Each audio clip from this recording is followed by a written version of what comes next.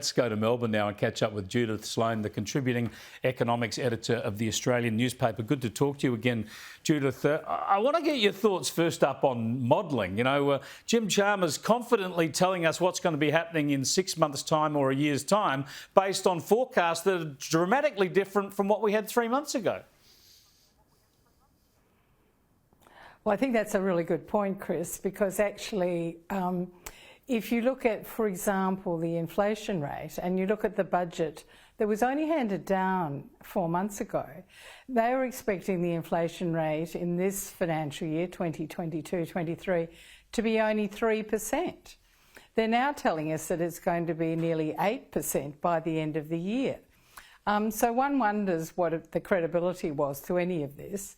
And one wonders actually what was the point of this economic statement. I think if I were to put it into a sentence, it would be to soften us up, to give us the bad news sooner rather than later, because he didn't announce any actions, he didn't make any decisions. So it was just really a way of outlining, I think, a set of possibly implausible Treasury forecasts along the lines of the ones that have now been ditched.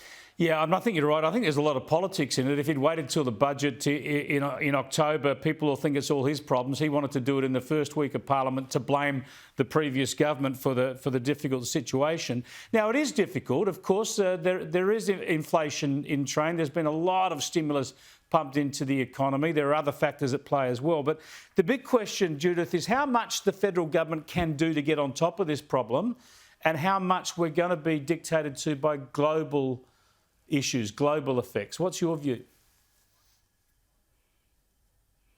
Well, I think it is. I mean, to use not a very polite phrase, I mean, he's now trying to deal with a shit sandwich. So I think it would be difficult for whoever anyone's in power. But if you listen carefully to Tony Sheldon and compared that with what Jim is trying to achieve, there are really some very marked differences. See, what the left want to do is they want to push up wages and sort of hang the consequences, and saying that it was the legislation of the coalition, it was the legislation of the Labor Party that has been operating for the past decade and more. So I don't know what that's all about.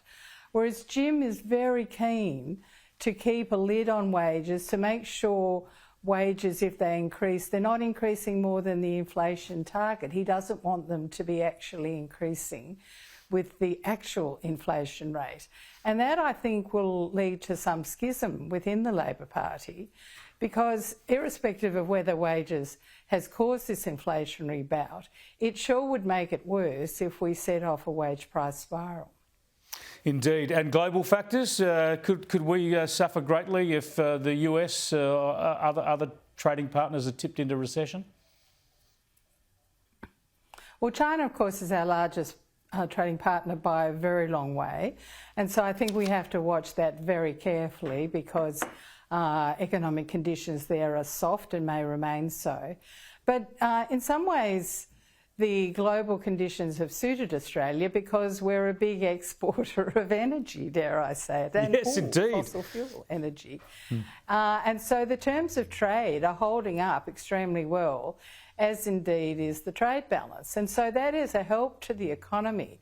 So we are one of the few economies in the world where that aspect of the global situation is actually to our benefit. And if you look at our inflation rate, it's high, but not as high as the UK, the US, Europe, for example.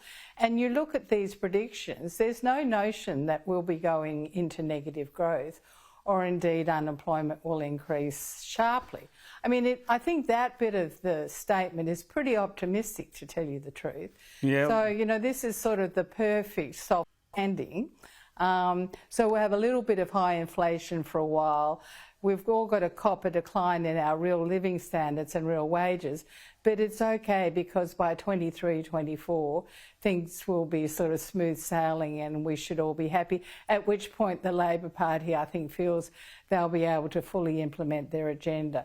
My guess is that there will be quite a few slips between the lip and the cup at that point. I think you're absolutely right. History tells us that's the case. Thanks so much for joining us, Judith.